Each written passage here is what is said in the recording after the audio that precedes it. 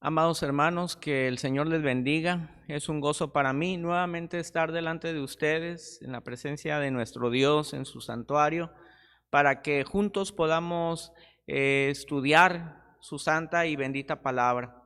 El día de hoy tenemos un culto muy especial porque hemos preparado un programa especial para honra y gloria de nuestro Dios, pero también para gozo y júbilo de nuestras almas, amados hermanos, a través de la adoración debida al nombre de nuestro Dios. Recordemos, hermanos, que pues como cristianos aprovechamos esta época para que la gente que se encuentra un poco más abierta a lo que es la predicación de la palabra de Dios pueda ser alcanzada a través de nosotros. Así es que aprovechamos también esta apertura para hacer aún más énfasis en la predicación de la palabra del Señor. Y en particular nosotros, amados hermanos, como Iglesia de Emanuel, el día de hoy nos gozaremos a través de este santo servicio que hemos preparado para honra y gloria de nuestro Dios, mediante el cual esperamos que Él se agrade.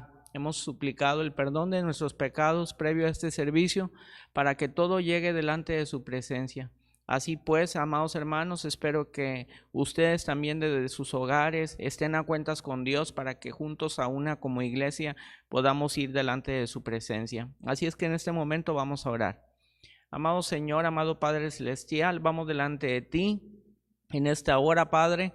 Agradecidos, Padre, porque sin duda tú has sido bueno para con nosotros hoy y siempre, Padre, porque nos has guardado. En este día tan especial para nosotros como iglesia, Padre, llevamos delante de ti esta gratitud porque sabemos, Padre, que tú nos amas, que tú nos has comprado con la sangre preciosa de nuestro Salvador Cristo Jesús, mediante la cual tenemos acceso a ti, Padre Santo. Queremos suplicar, Padre, que tú atiendas este culto que en tu nombre tributamos, Padre, porque el único propósito que tenemos, Padre, es que toda la honra y la gloria, Padre, sea solamente para ti. Padre Santo, ahora que nos disponemos al estudio de tu palabra, te pido, Padre, que tú perdones en primer lugar nuestros pecados, Padre, para que yo pueda servirte, Padre, como expositor, pero también, Padre, a cada uno de nosotros que puedas hacernos receptores, Padre, de tu palabra. Limpia pues nuestro pensamiento, nuestro corazón, nuestra alma, todo nuestro ser, Padre, para que tu palabra pueda penetrar directamente en cada uno de nosotros, Padre. Ayúdanos, Padre, para ser mejores hijos tuyos, como es el deseo de nuestro corazón y estamos seguros que es el propósito tuyo en nosotros. En Jesucristo, tu Hijo, Padre, nuestro Salvador, te pido y te suplico todas estas cosas. Amén. Amados hermanos, hemos estado estudiando a lo largo de todo este año una serie de lecciones bastante importantes, las cuales oscilaban en el tema las cualidades del carácter de nuestro Señor Jesucristo, cualidades del carácter de nuestro Dios, las cuales he hecho énfasis que deben de existir en ti y en mí como hijos de nuestro Dios, comprados por la sangre preciosa de nuestro Salvador Cristo Jesús. Como nos hemos dado cuenta, amados hermanos, dichas lecciones han concluido el domingo anterior, en el cual nuestro Dios nos dio el gozo de poder presentarnos delante de su presencia en su casa, en el santuario. Dicha lección fue impartida por nuestro amado hermano Magdiel. Pero el día de hoy, amados hermanos, he preparado una lección para que mediante esta podamos concluir este ciclo de lecciones, hablando precisamente acerca de las cualidades del carácter de nuestro Dios. Y una de las cualidades del carácter de Dios que pienso yo que es vital y es sumamente importante es el perdón.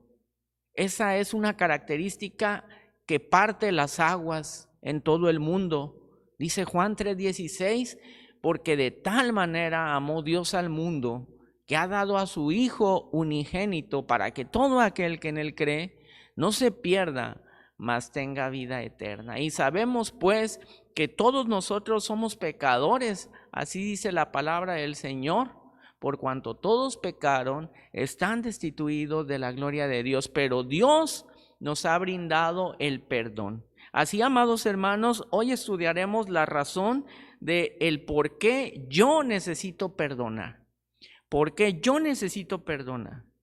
¿Acaso el perdón es algo opcional en mi vida?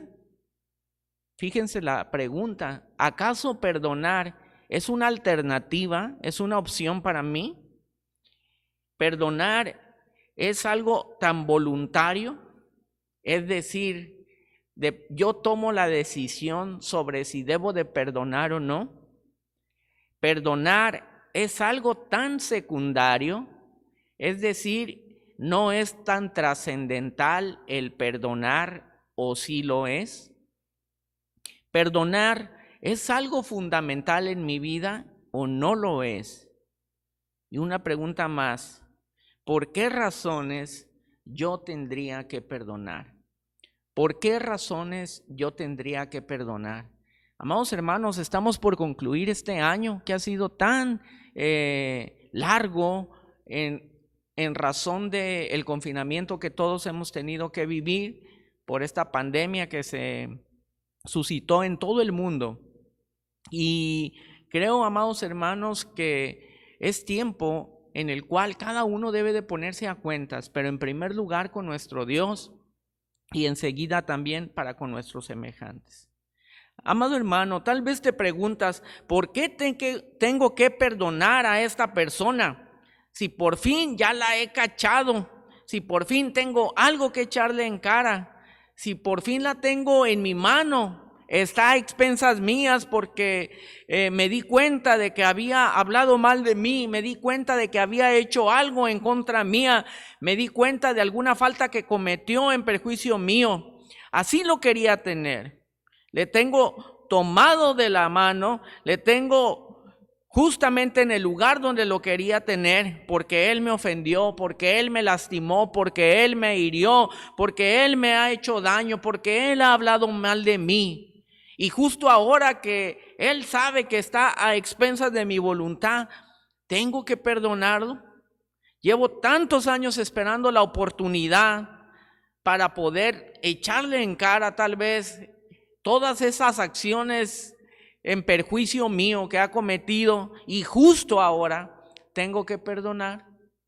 Es una pregunta para cada uno de nosotros. Y amados hermanos, quiero que consideremos un ejemplo muy importante que hemos mencionado en las clases anteriores. Este ejemplo lo encontramos en el libro de los Hechos de los Apóstoles, en el capítulo número 9.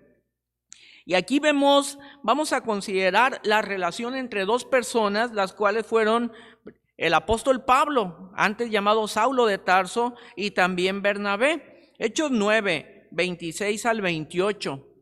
Hechos capítulo 9, versos 26 al 28, dice así: cuando llegó a Jerusalén, Saulo trataba de juntarse con los discípulos, pero todos le tenían miedo, no creyendo que fuese discípulo. Entonces Bernabé, tomándole, lo trajo a los apóstoles y les contó cómo Saulo había visto en el camino al Señor, el cual le había hablado, y cómo en Damasco había hablado valerosamente en el nombre de Jesús. Vemos aquí el primer encuentro entre estos dos siervos del Señor, el apóstol Pablo y también el apóstol Bernabé. El primer encuentro entre ambos. Recordamos, amados hermanos, que Saulo de Tarso fue un hombre muy aguerrido, muy fiero, muy perseguidor pues de la iglesia, y dice a la letra la palabra del Señor que cuando Saulo quiso presentarse delante de los apóstoles, no querían, le tenían miedo. Sin embargo, Bernabé tomó la iniciativa y fue con él. Dice la palabra, entonces Bernabé, tomándole, lo trajo a los apóstoles. Bernabé, amados hermanos, no solamente se limitó a hacer un vínculo de contacto entre el apóstol Pablo y los apóstoles, estos son los discípulos, sino que también involucró a Pablo en el ministerio de la obra del Señor. Podríamos considerarle inclusive pues el mentor del apóstol Pablo, por todo lo que Él hizo hacia él. Pasando unos capítulos adelante, justamente al capítulo 11, los versículos 19 al 26, encontramos, amados hermanos, la necesidad que tuvo la iglesia de Jerusalén de enviar a alguien a la iglesia en Antioquía. Recuerde usted, amados hermanos, que los cristianos habían sido dispersados, pero de pronto llega a oídos de los apóstoles que la iglesia en Antioquía estaba prosperando y teniendo la preocupación de que ese crecimiento de la iglesia en Antioquía fuera conducido de una manera correcta, de una manera recta, justamente en el camino del Señor, tuvieron la inquietud de enviar a alguien. Y dice en el verso 19 en adelante: ahora bien, los que habían sido esparcidos a causa de la persecución que hubo con motivo de Esteban, pasaron hasta Fenicia, Chipre y Antioquía, no hablando a nadie la palabra, sino solo a los judíos. Pero había entre ellos unos varones de Chipre y de Cirene, los cuales entraron en Antioquía, hablaron también a los griegos, anunciando el evangelio del Señor Jesús, y la mano del Señor estaba con ellos, y gran número creyó y se convirtió al Señor. Llegó la noticia de estas cosas a oídos de la iglesia que estaba en Jerusalén, y enviaron a Bernabé que fuese hasta Antioquía. Cuando llegó y vio la gracia de Dios, se regocijó y exhortó a todos a que con propósito de corazón permaneciesen fieles al Señor, porque era varón bueno y lleno del Espíritu Santo y de fe, y una gran multitud fue agregada al Señor. Pero dice: después fue Bernabé a Tarso para buscar a Saulo, y hallándole, le trajo a Antioquía. Y se congregaron allí todo un año con la iglesia y enseñaron a mucha gente, y a los discípulos se les llamó cristianos por primera vez en Antioquía. Amado hermano, no sé si alcanzas a ubicarte justamente en este punto de la historia. Estos cristianos que estaban en Antioquía, dice la palabra del Señor que habían sido dispersados, que habían sido esparcidos a causa de lo de Esteban. ¿Recuerdas quién fue Esteban? El primer mártir del cristianismo. Y es más, se le adjudica a Saulo de Tarso, al apóstol Pablo, la muerte de Esteban, al haber consentido que ésta se llevase a cabo. Tú puedes recordar en la palabra del Señor que Esteban fue apedreado hasta darle muerte. Entonces, todos aquellos de Antioquía, de seguro, amado hermano, que reconocían al apóstol Pablo y lo reconocían como Saulo de Tarso, lo reconocían tal vez como el asesino, como el autor intelectual del homicidio de Esteban. Pero Bernabé, queriendo de que Pablo fuera usado por el Señor, dice la palabra que no solamente se limitó a ejecutar la misión que le había sido encomendada, sino que una vez en Antioquía, viendo que todo estaba en orden, se lanzó hasta Tarso, donde vivía el apóstol Pablo, y lo trajo consigo a Antioquía. Y dice la palabra: y se congregaron allí todo un año con la iglesia y enseñaron a mucha gente, y a los discípulos se les llamó cristianos por primera vez en Antioquía. Es decir, amado hermano, Bernabé intercedió también para que Pablo tuviera ese primer encuentro, tuviera ese vínculo con la iglesia, con los primeros cristianos. Esta relación, amado hermano, iba seguramente fructificando, como podemos ver. Y en el primer viaje misionero del apóstol Pablo, según lo encontramos ahora en el capítulo 13 del libro de los Hechos, versos 1 al 3, dice a la letra así: había entonces en la iglesia que estaba en Antioquía profetas y maestros: Bernabé, Simón el que se llamaba Níger, Lucio de Cirene, Manaén el que se había criado junto con Herodes el tetrarca, y Saulo.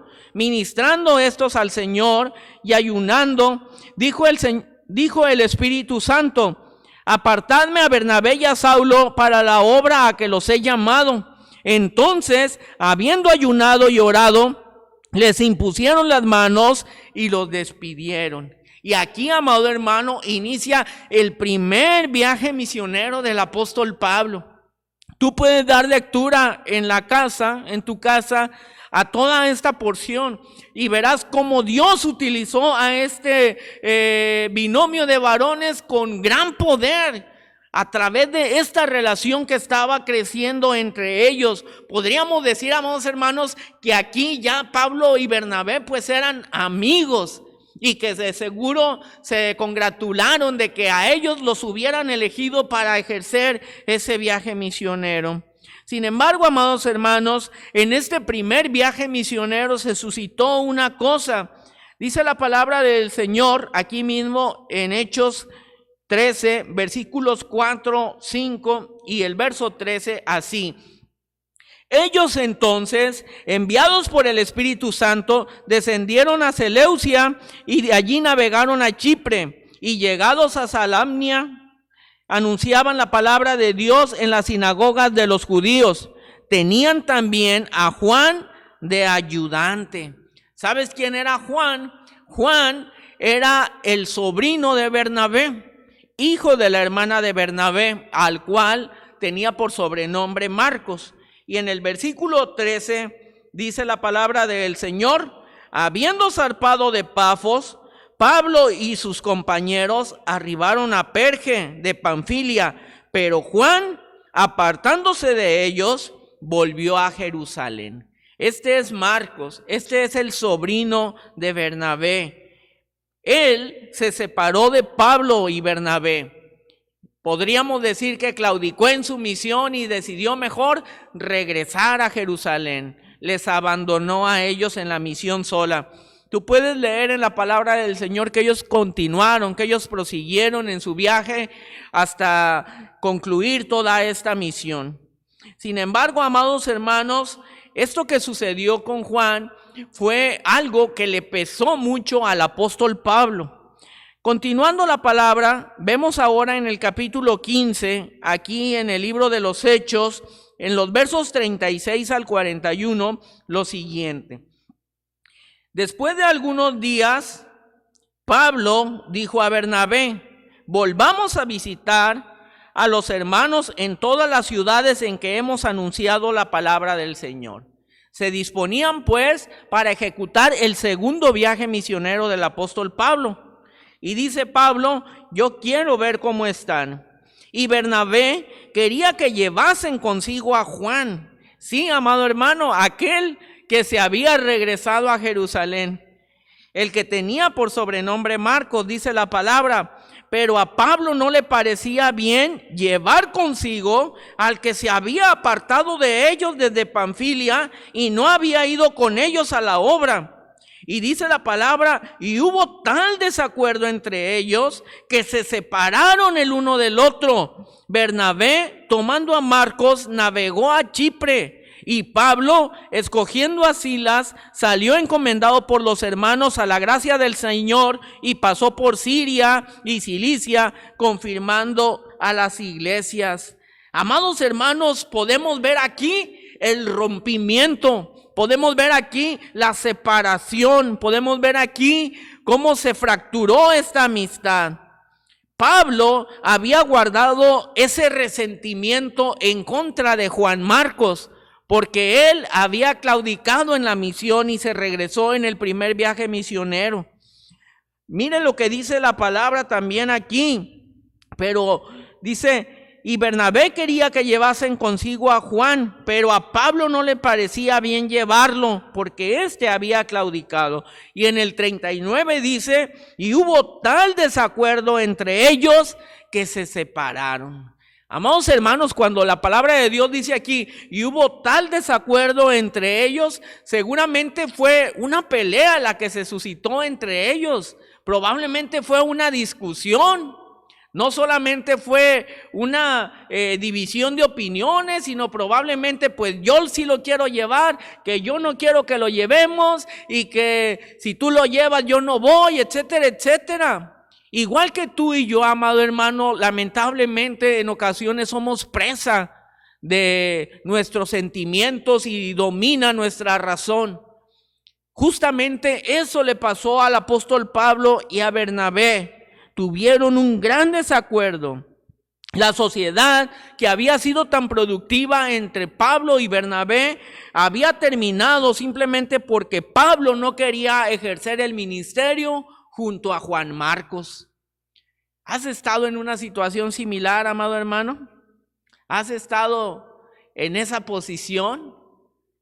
Incluso dentro de la iglesia, que se te encomienda algo y yo no quiero hacer esa misión porque no quiero hacerlo con mi hermano fulano de tal, no quiero hacerlo con perengano, etcétera. Pero mira, amado hermano, la palabra del Señor nos sigue mostrando, nos sigue enseñando todas estas cosas tan maravillosas acerca de la importancia del perdón. Y el apóstol Pablo ahora ya no solamente había guardado el resentimiento para con Juan Marcos, sino que ahora tenía este resentimiento con Bernabé. Pasaron los años, 20 aproximadamente después, y encontramos al apóstol Pablo preso en Roma.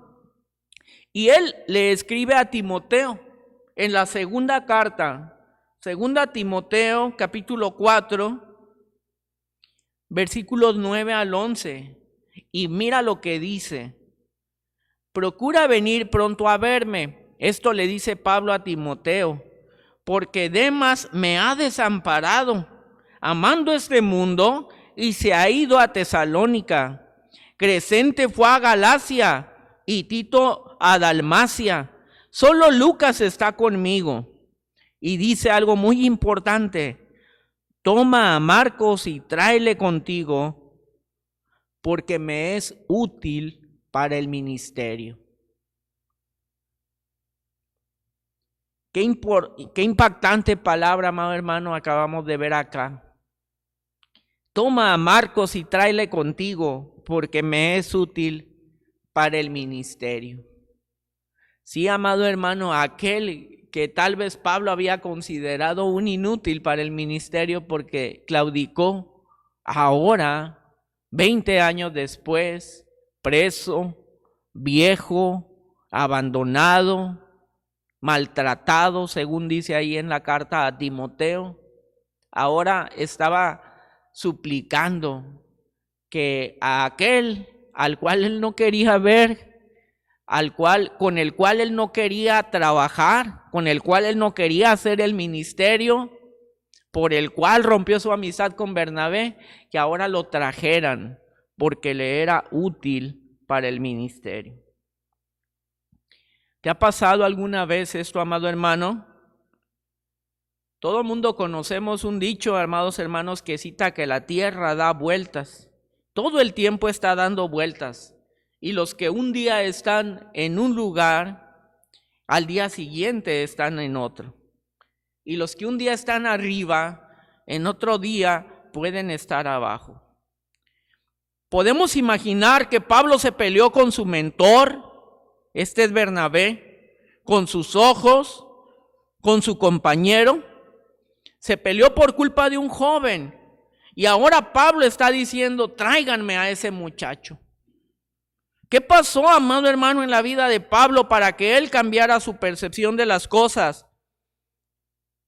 Aquí podemos ver una señal clara de madurez espiritual. Porque la madurez espiritual denota la capacidad de perdonar. Y no fue solamente en la cárcel. Antes que eso, Pablo, amados hermanos, ya había escrito la necesidad de que ejerzamos el perdón. En la segunda a los Corintios, en el capítulo 2, segunda a los Corintios, en el capítulo 2, versos 5 al 11, dice así: pero si alguno me ha causado tristeza, no me la ha causado a mí solo, sino en cierto modo, por no exagerar, a todos vosotros. Le basta a tal persona esta reprensión hecha por muchos. Así que, al contrario, y vosotros más bien debéis perdonarle y consolarle, para que no sea consumido de demasiada tristeza. Por lo cual os ruego que confirméis el amor para con él, porque también para este fin os escribí, para tener la prueba de si vosotros sois obedientes en todo.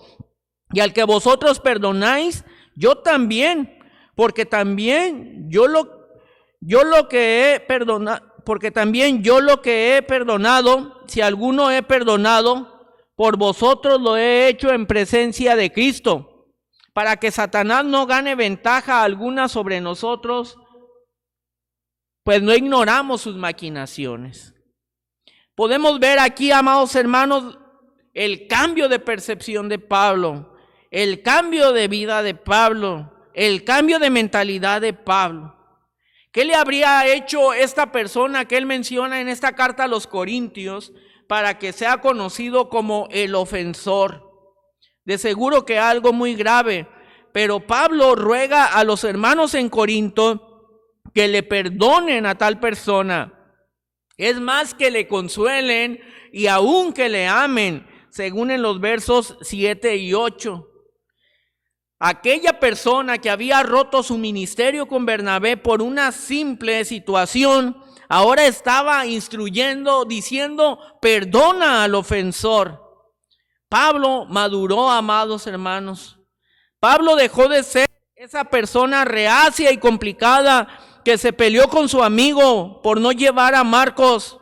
Ahora es una persona que ha cambiado, que está pidiendo que nosotros como cristianos debemos más bien de perdonar también.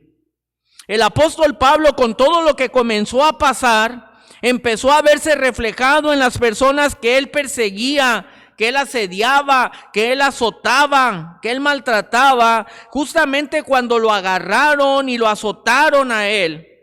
Él recordó justamente cuando le quitaron la ropa para ser azotado y la ponen allí delante de la presencia de alguien para que le cuide mientras le estaban azotando. Y Pablo recuerda justamente que él hizo lo mismo con Esteban. Pablo está asumiendo ahora, amado hermano, una perspectiva totalmente diferente en relación a cómo él veía antes a las otras personas. Entonces todo esto que le acontece al apóstol Pablo lo está haciendo madurar, está haciendo algo muy bueno en su vida, y ojalá nosotros aprovechásemos estas oportunidades que se presentan para también ejercer un cambio en nuestra vida.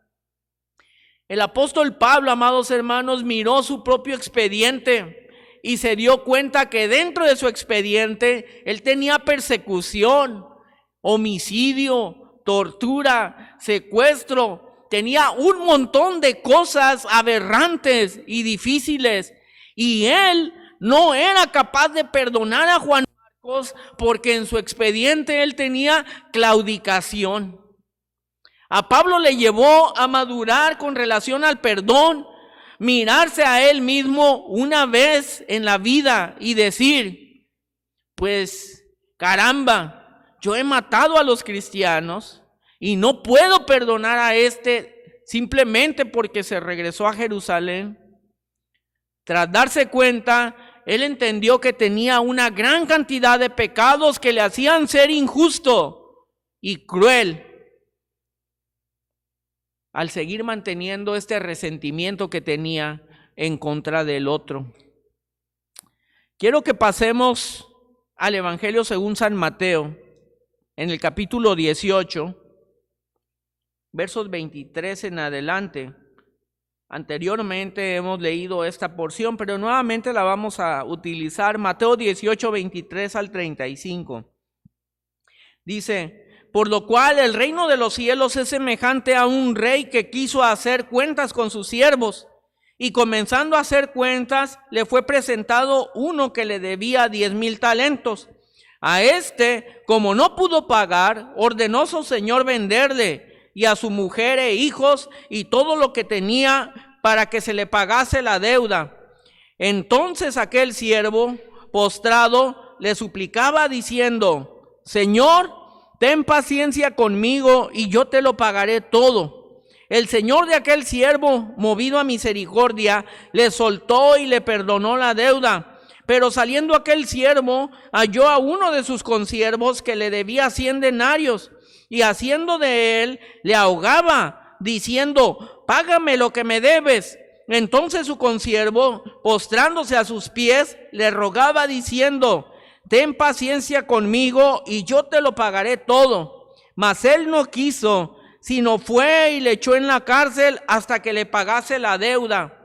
Viendo sus consiervos lo que pasaba, se entristecieron mucho y fueron y refirieron a su señor todo lo que había pasado.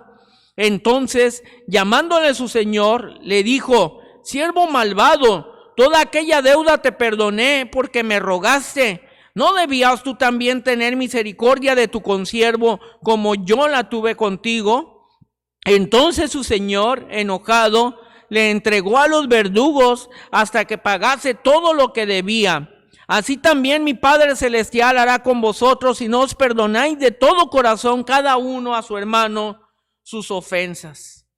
Amados hermanos, lo interesante en esta historia es lo que pasa con nosotros.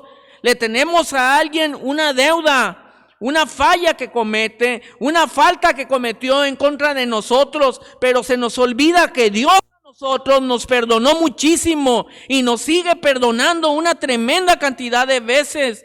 De verdad que se nos olvida y nosotros somos muy duros con otras personas. Lo que Pablo hizo nos demuestra madurez.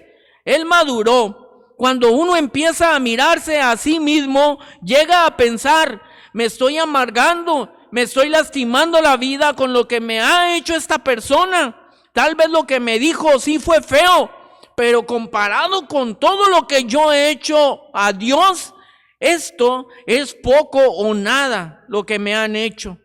Entonces el Señor Jesús termina la parábola diciendo en el versículo 33: ¿no debías tú también tener misericordia de tu consiervo como yo tuve misericordia de ti? Eso es madurar.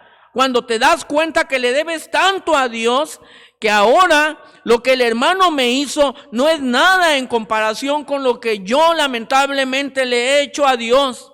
¿Con qué derecho entonces me voy a molestar por eso que él me está haciendo ahora? La palabra del Señor nos enseña aquí mismo en el Evangelio según San Mateo, en el capítulo 7, Mateo 7, versos del 1 al 6. No juzguéis para que no seáis juzgados, porque con el juicio con que juzguéis seréis juzgados, y con la medida que medís os será medido. ¿Y por qué miras la paja que está en el ojo de tu hermano y no echas de ver la viga que está en tu propio ojo? ¿O cómo dirás a tu hermano: déjame sacar la paja de tu ojo, y he aquí la viga en el ojo tuyo? Hipócrita, saca primero la viga de tu propio ojo, y entonces verás bien para sacar la paja del ojo de tu hermano. No deis lo santo a los perros, ni echéis vuestras perlas delante de los cerdos, no sea que las pisoteen y se vuelvan y os despedacen. Esta porción nos ilustra, amados hermanos, que es una tendencia habitual y natural en el hombre mirar la paja en el ojo ajeno y no mirar la viga que tenemos cada uno incrustada en nuestros ojos. Y tenemos esa tendencia de juzgar cada una de las cosas de la manera más dura que se puede.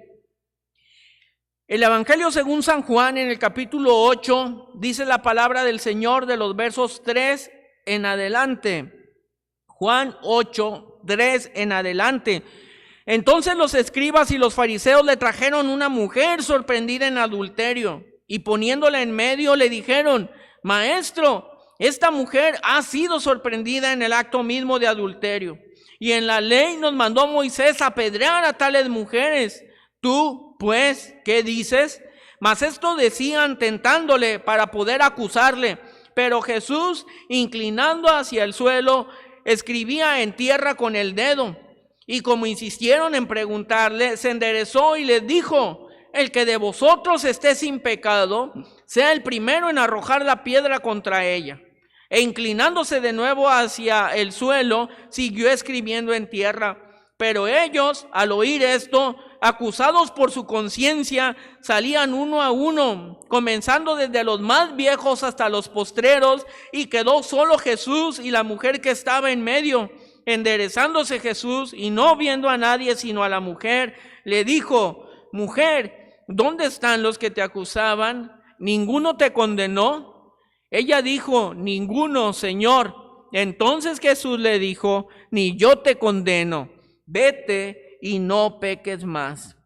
Vemos aquí, amados hermanos, que muchas veces tenemos esta tendencia hacia el juicio, pero que nosotros mismos estamos acarreando pecado que debemos de confesar delante de nuestro Dios para que Él nos perdone. La maduración espiritual en la vida del apóstol Pablo se logró cuando él recordó de pronto que había criticado a Marcos porque se había devuelto a Jerusalén.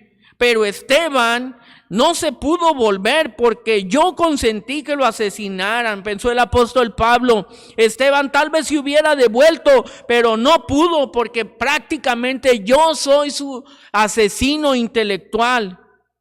Y no perdono a este porque se devolvió. Yo soy un asesino y no perdono a este porque se devolvió.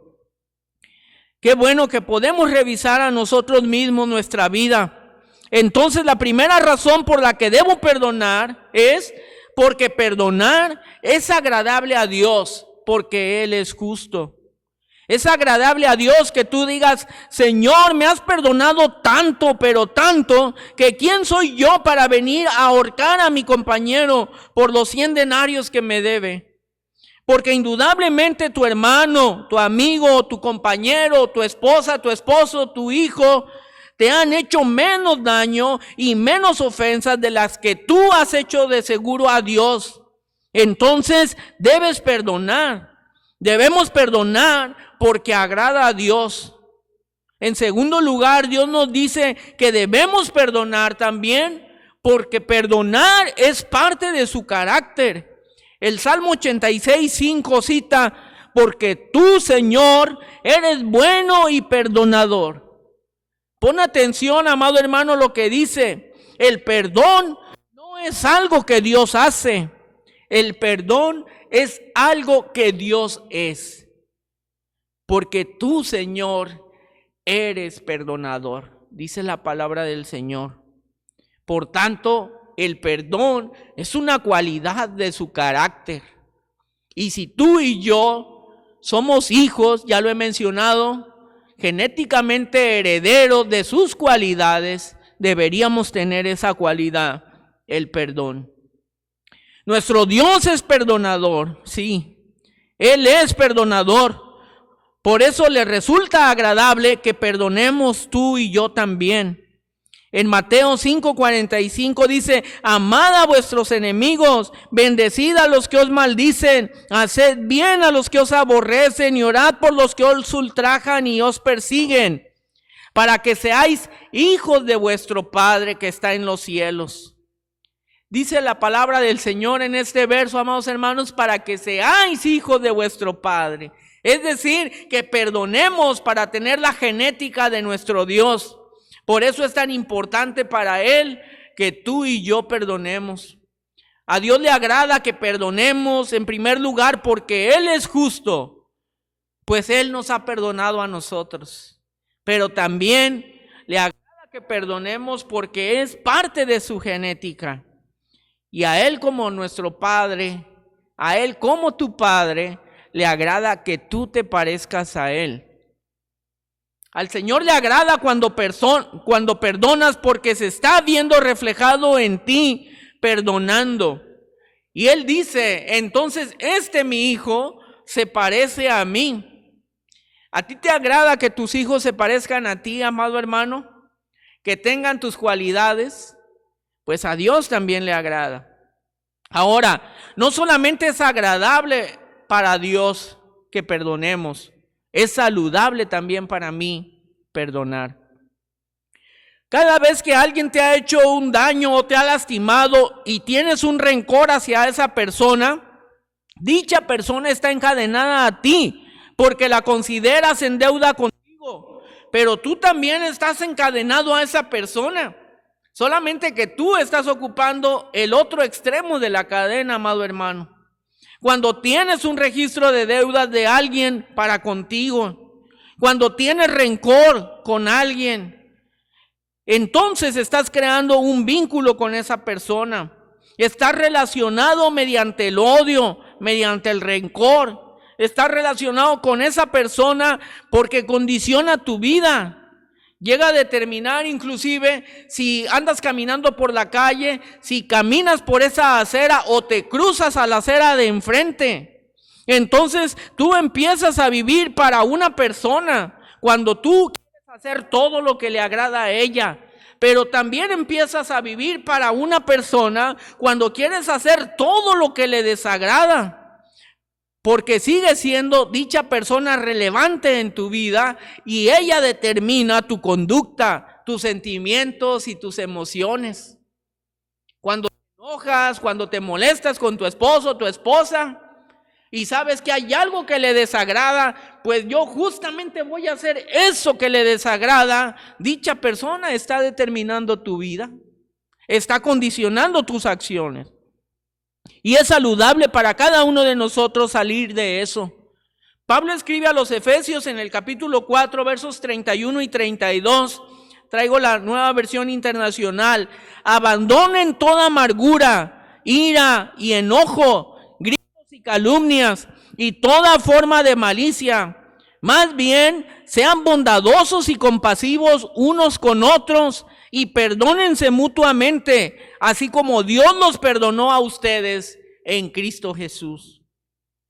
¿Cómo se vence entonces ese problema de la amargura? Esas alteraciones emocionales, esa ansiedad, esa depresión. Simple, amado hermano, perdona. Perdona y verás cómo empiezan a solucionarse todas las cosas. Es saludable para ti. Es saludable para tu cerebro, es saludable para tu cuerpo, es saludable no tener la carga del rencor, es saludable no tener ese resentimiento. Alguien te levanta por la mañana y ya estás amargándote y estás pensando, ¿qué estará haciendo aquella persona? Seguramente disfrutando de lo que me quitó. Y en gran parte de las ocasiones la otra persona ni se entera, amado hermano, que tú tienes ese resentimiento con ella. Que tu mente, amado hermano, sea saludable.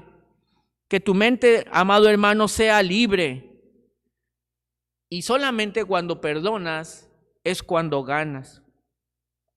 El perdón es un regalo que uno le da a otra persona, pero que quien lo disfruta es uno mismo, porque se libera de esas cargas. Es como cuando tú, amado hermano, te beneficias de un regalo que tú entregas.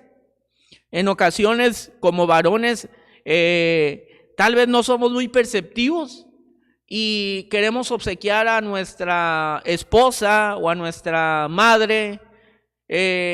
Tal vez les regalamos una lavadora, pero nos resultamos beneficiados nosotros porque ahí se va a lavar nuestra ropa.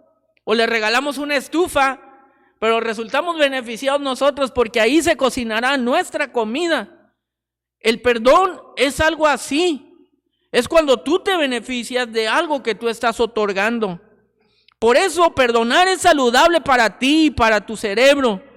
Porque no vas a tener cargas, no vas a guardar ese rencor, no vas a tener ese resentimiento. Entonces, cuando tú perdonas, quedas libre. Y tal vez esa letra de deuda que le tenías guardada a tu deudor, legalmente ya no tendrá ningún valor, pero emocionalmente lo tiene, porque queda libre tu mente. Es saludable, amado hermano, para cada uno de nosotros perdonar.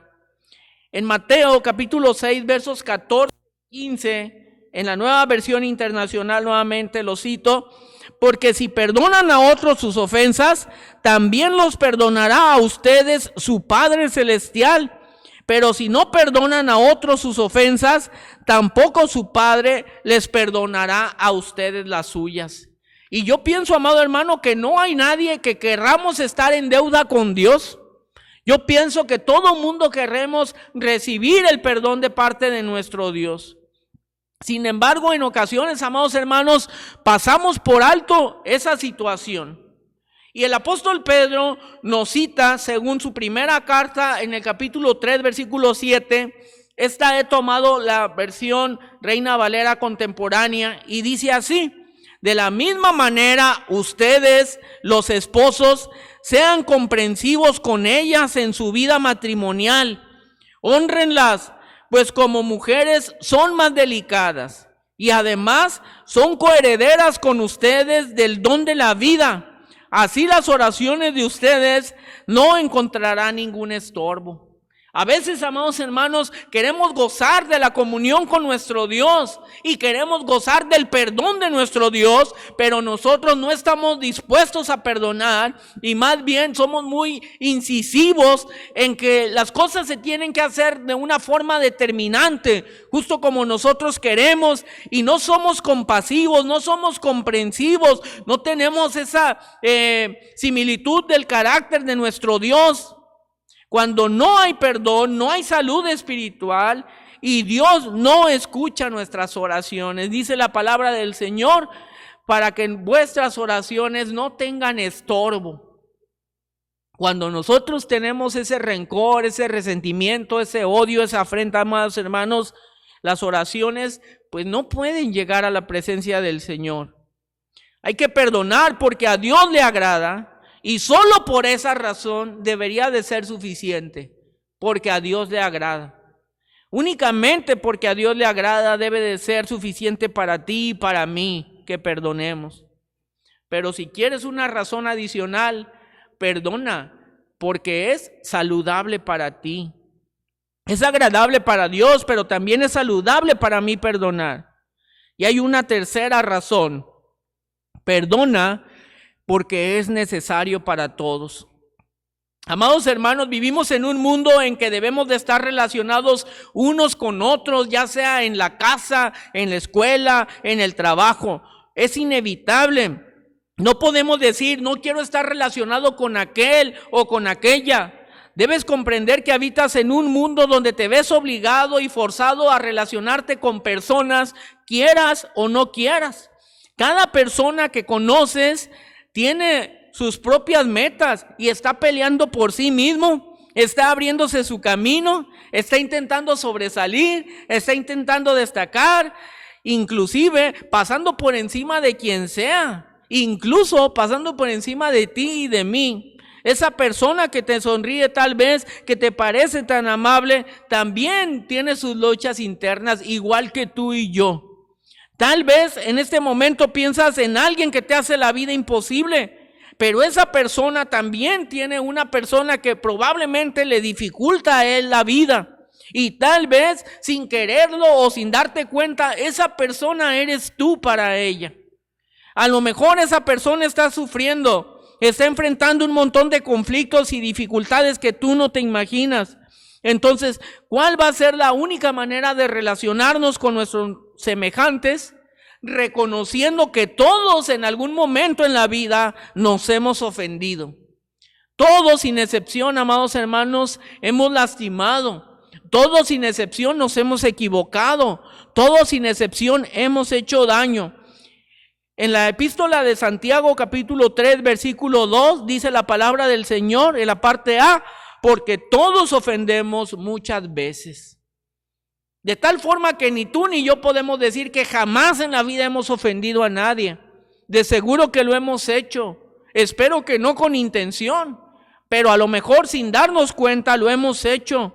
Podríamos considerar que nosotros nunca haríamos algo así, pero la Biblia nos enseña que sí.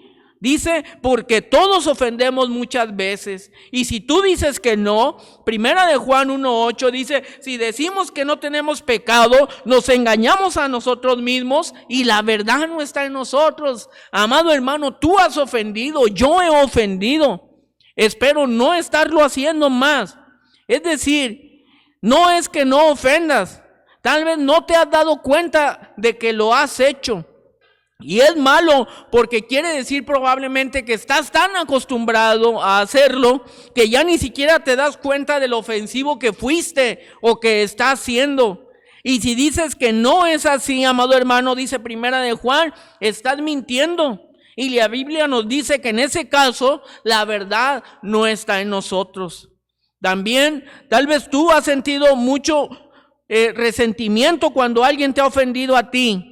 y has salido criticando a esa persona, o te quejas de alguien porque te tropezaste con él y te caíste, pero esa persona probablemente fue y está contándole a los suyos que se está molesta tal vez porque se tropezó contigo y se cayó contigo. Es probable que él esté contando la versión suya de la historia. Piensa que esa persona que te hizo daño y que te hizo sufrir tanto, está contando la historia según su perspectiva, amado hermano.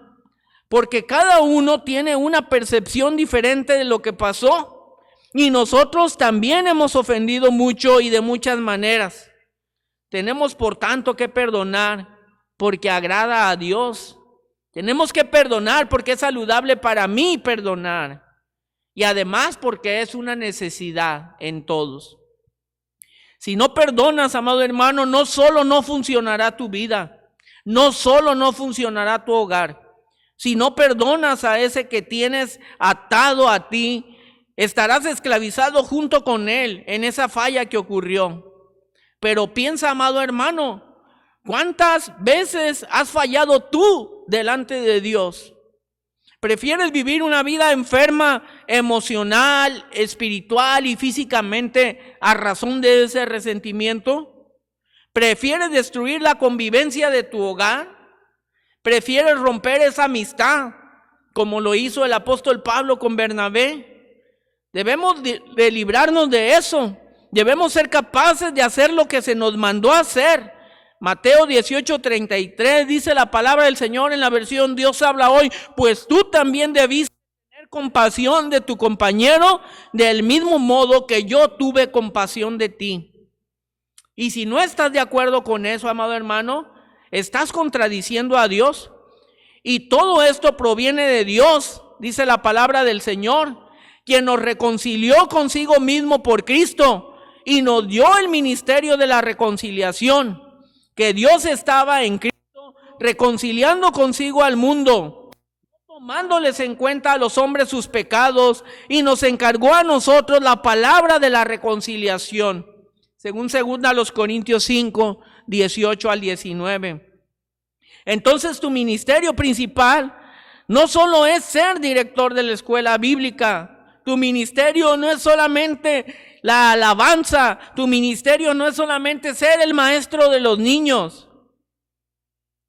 Tu ministerio, el ministerio de todos nosotros que hemos creído en Cristo Jesús y hemos sido reconciliados con Dios, es el ministerio de la reconciliación. Dice 2 Corintios 5, 18, y nos dio el ministerio de la reconciliación. Tal vez pienses, entonces quiere decir que debo de dejar maltratarme. Amado hermano, no debemos de ser extremistas ni confundir las cosas. Esto es una explicación. Hay cosas legales que se tienen que ejercer cuando hay una falta grave, pero si la persona se arrepiente, pues hay que perdonar. Y no estamos hablando, amado hermano, con esto de establecer una relación con dicha persona. Eso es diferente, son cosas distintas. Lo podemos comprobar justamente con nuestra relación personal con Dios. Tal vez, amado hermano, tú te has arrepentido de tus pecados, pero para poder tener una relación con Dios, tú tienes que hacer lo que Dios te manda. Entonces, podrías haberte arrepentido de tus pecados, pero si no haces lo que Dios te manda, no puedes tener una relación con Dios.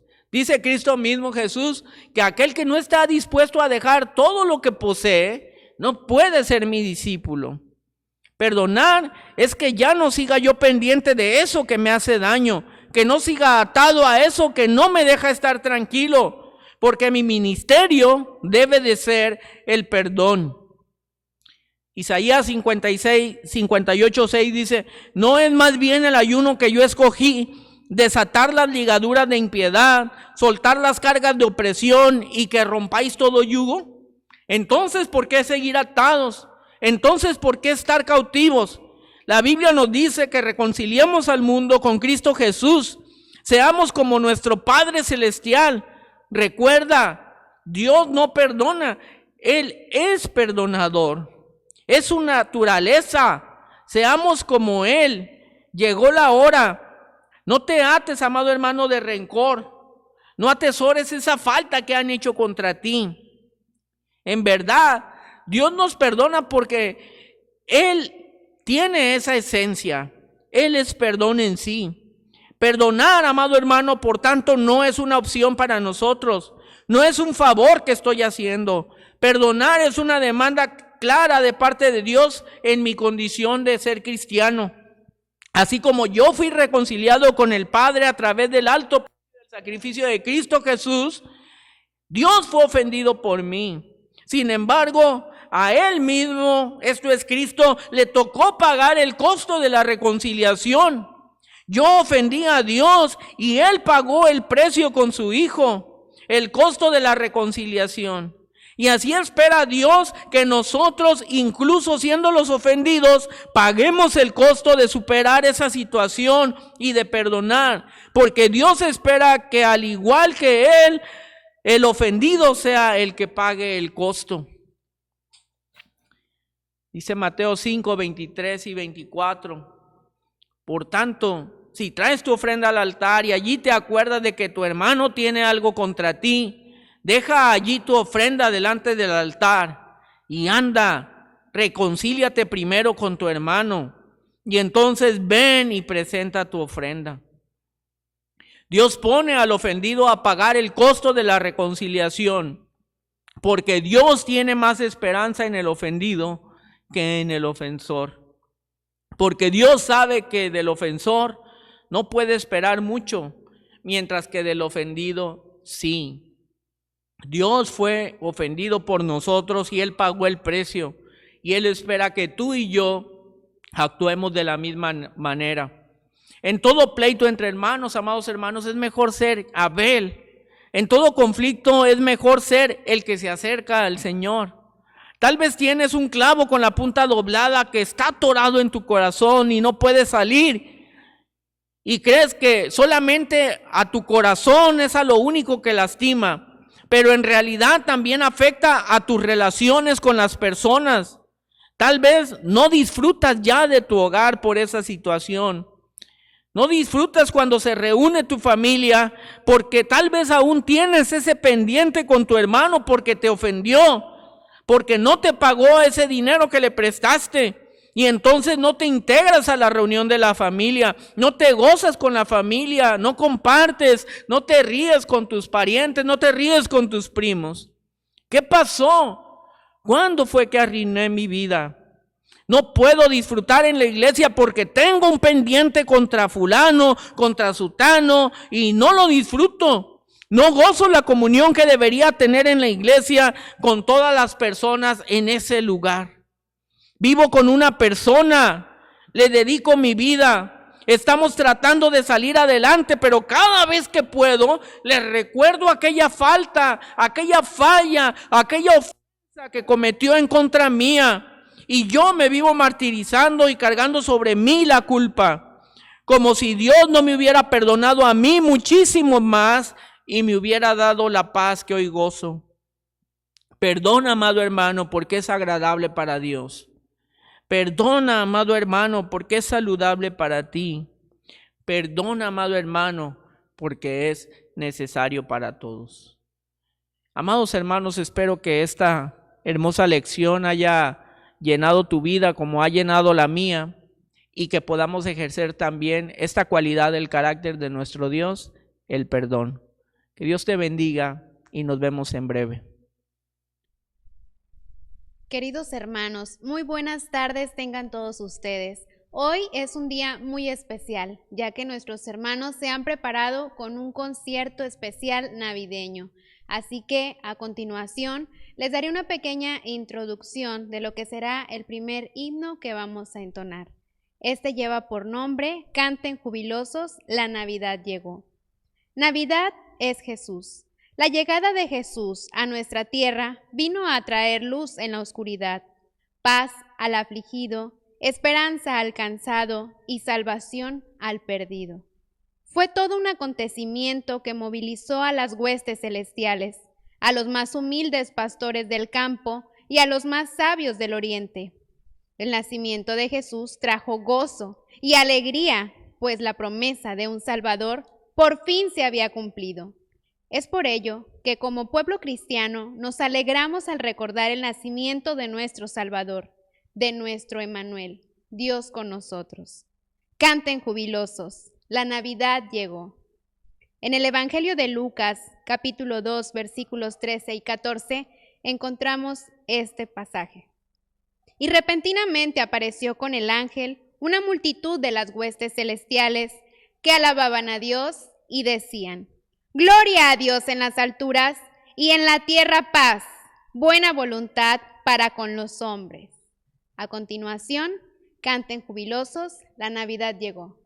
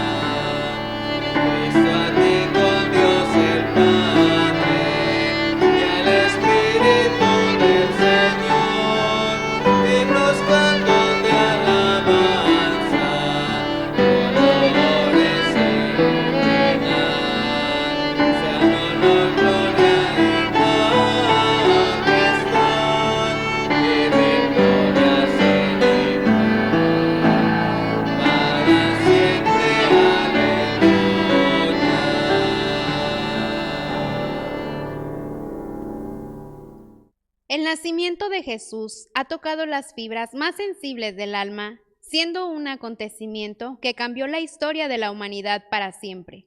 Muchos escritores y autores han unido la historia de la Navidad con la poesía, la música y las artes. Del amor de Dios nacido, conocido alternativamente como del amor del Padre engendrado, es un himno doctrinal basado en el poema latino Cordenatus del poeta romano Aurelius Prudentius. El antiguo poema fue traducido y emparejado con una melodía medieval de canto llano, Divino Misterio, fragmento del poema Cordenatus del poeta romano Aurelius Prudentius. Les leeré una pequeña porción de este especial himno. Del amor del Padre engendrado, antes de que los mundos comenzaran a ser, Él es el alfa y el omega. Él es la fuente, el fin, Él, de las cosas que son, que han sido y que verán los años futuros, por los siglos de los siglos. Oh, ese nacimiento bendito para siempre, cuando la Virgen, llena de gracia por el Espíritu Santo, concibiendo, dio a luz al Salvador de nuestra raza. Y el bebé, el Redentor del mundo, reveló primero su rostro sagrado por siempre y para siempre. Oh alturas de los cielos, adoradle, anfitriones de ángeles, cantan sus alabanzas. Poderes, dominios, inclínense ante él y ensalcen a nuestro Dios y Rey. Que ninguna lengua en la tierra se calle, cada voz en concierto cante, por los siglos de los siglos. Cristo, a ti con Dios Padre y, oh Espíritu Santo, a ti himnos y cánticos con gran acción de gracias y alabanzas incansables sean, honor, gloria e imperio y victoria eterna por los siglos de los siglos. Ahora escucharemos el himno del amor de Dios nacido.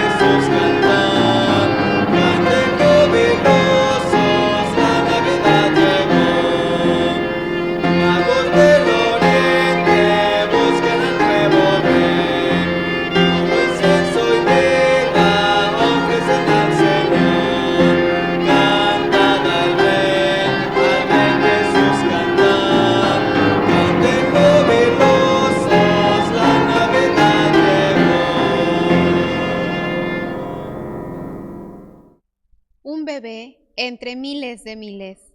El nacimiento de Jesús fue profetizado siglos antes de que ocurriera, a través de muchos profetas que alentaban al pueblo a esperar la salvación y a esperar la luz que iluminaría su oscuridad. En Isaías, en su capítulo 9, encontramos el siguiente pasaje. El pueblo que andaba en tinieblas vio gran luz. Los que moraban en tierra de sombra de muerte, luz resplandeció sobre ellos. Porque un niño nos es nacido, hijo nos es dado, y el principado sobre su hombro, y se llamará su nombre Admirable, Consejero, Dios fuerte, Padre eterno, Príncipe de paz. Lo dilatado de su imperio y la paz no tendrán límite sobre el trono de David y sobre su reino, disponiéndolo y confirmándolo en juicio y en justicia desde ahora y para siempre. El celo de Jehová de los ejércitos hará esto.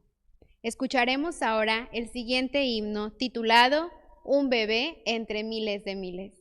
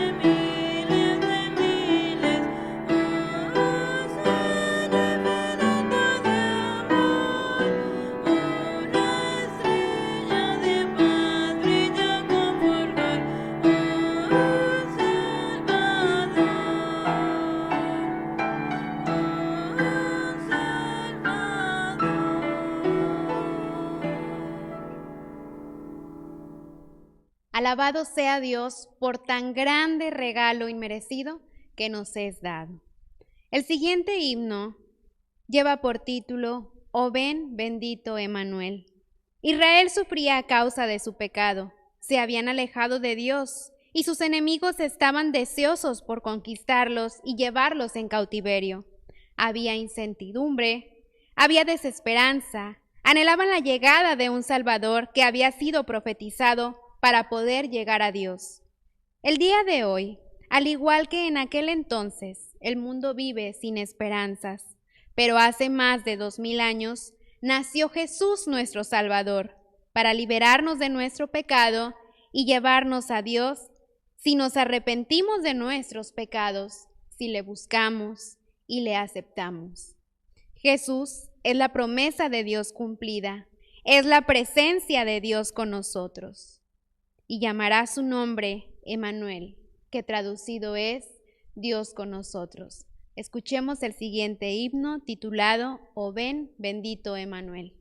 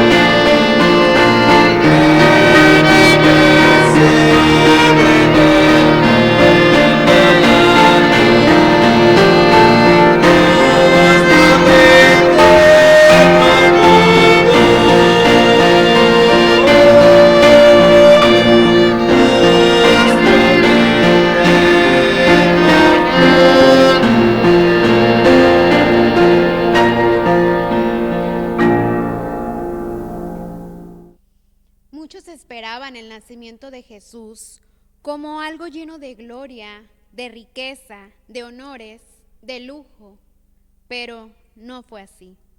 El creador del mundo y el dueño de todo lo que existía se había encarnado tomando forma de hombre y había nacido en un humilde establo y fue recostado en un humilde pesebre entre los animales, pues no fue encontrado lugar para él en un mesón.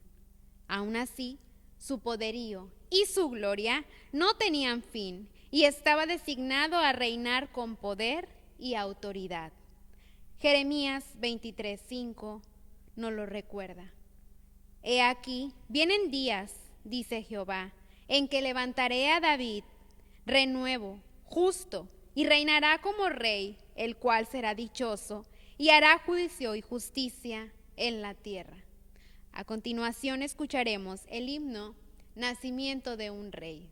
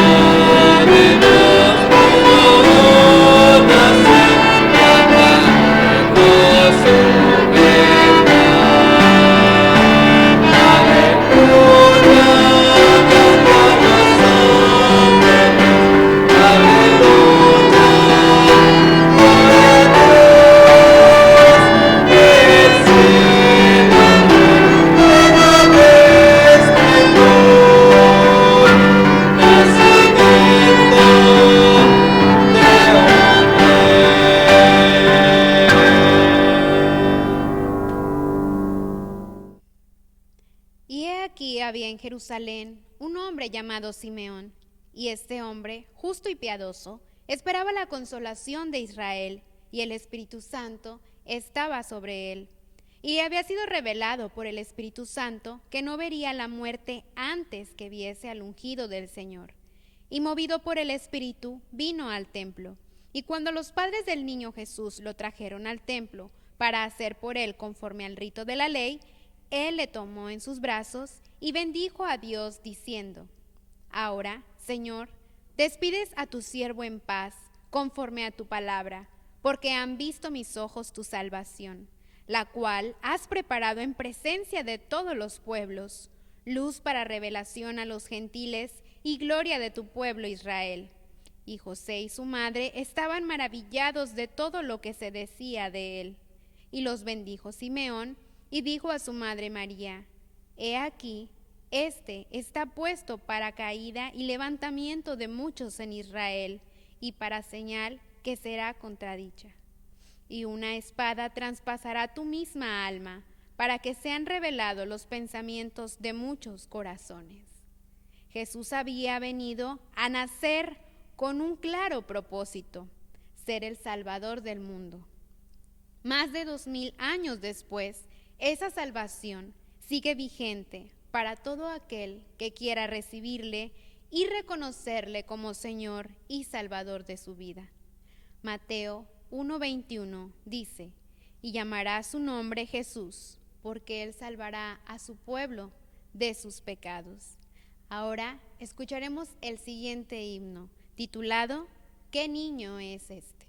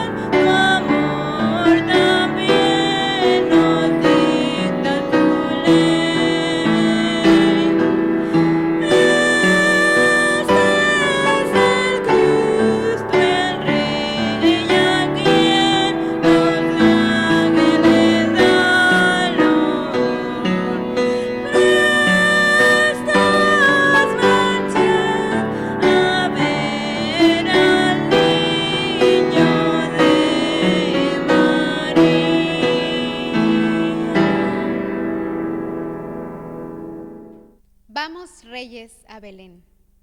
Entonces Herodes, llamando en secreto a los magos, indagó de ellos diligentemente el tiempo de la aparición de la estrella, y enviándolos a Belén, dijo: Id allá y averiguad con diligencia acerca del niño, y cuando le halléis, hacédmelo saber, para que yo también vaya y le adore. Ellos, habiendo oído al rey, se fueron, y he aquí la estrella que habían visto en el oriente iba delante de ellos, hasta que llegando, se detuvo sobre donde estaba el niño. Y al ver la estrella, se regocijaron con muy grande gozo. Y al entrar en la casa, vieron al niño con su madre María, y postrándose, lo adoraron. Y abriendo sus tesoros, le ofrecieron presentes: oro, incienso y mirra. Pero siendo avisados por revelación en sueños que no volviesen a Herodes, regresaron a su tierra por otro camino. Y a continuación, escucharemos el siguiente himno titulado Vamos, reyes, a Belén.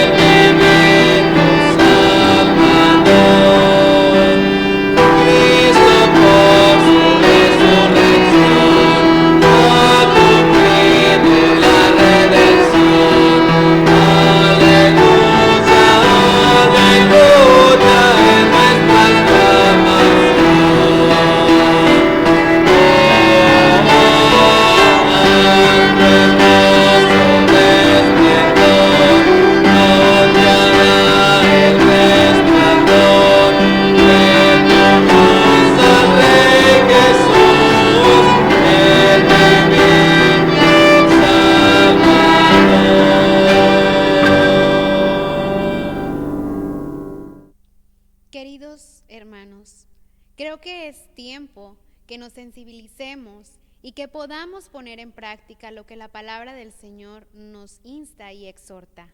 Hoy, la nueva edad. En el Evangelio de Lucas, en su capítulo 2, encontramos lo siguiente. Había pastores en la misma región que velaban y guardaban las vigilias de la noche sobre su rebaño. Y he aquí, se les presentó un ángel del Señor, y la gloria del Señor los rodeó de resplandor, y tuvieron gran temor.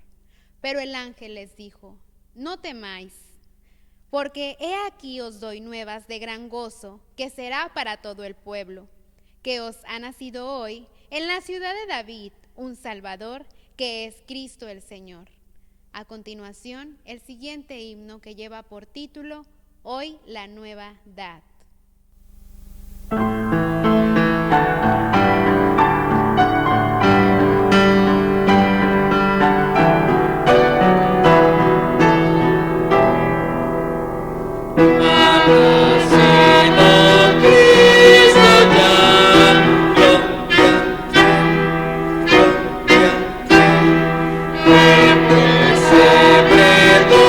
Donde está,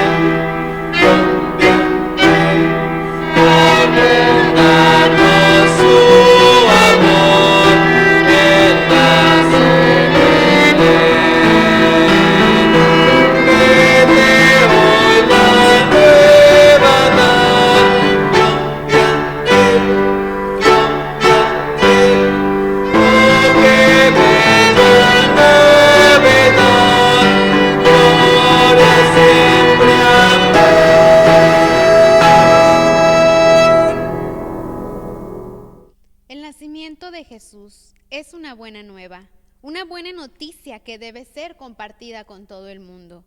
El amor de Dios para con nosotros es tan grande que envió a su Hijo Jesucristo a nacer en condición de pecado, para que solamente por medio de Él tengamos una relación directa con Dios y que ninguno se pierda, sino que tengamos vida eterna.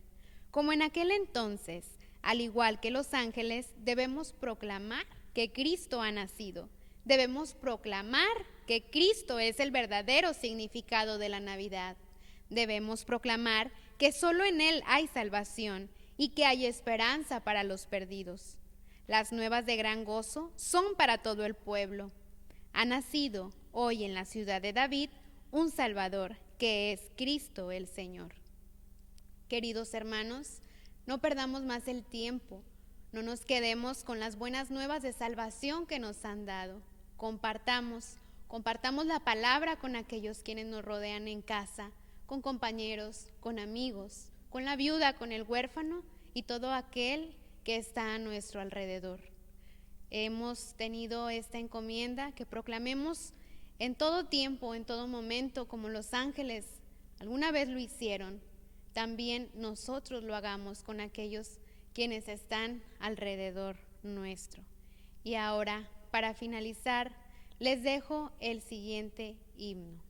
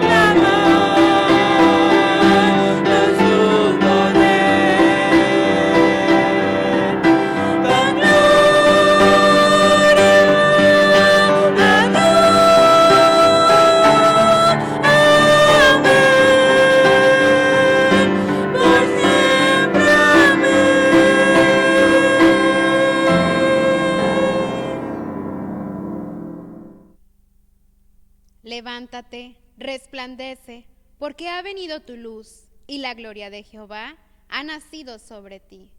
Santa la noche. Santa la noche se tituló el himno que acabamos de escuchar. Santa la noche en que nuestro bendito Salvador, nuestro Redentor, vino a esta tierra a entregar, a dar su vida para la salvación de nuestros pecados, los tuyos y los míos. Querido oyente, este mensaje no ha sido una casualidad en tu vida. Este mensaje ha sido preparado especialmente para ti. Anhelamos con todo el corazón que haya sido de bendición para tu vida y que en este momento hayas podido reflexionar acerca de tan grande regalo que nos ha sido dado.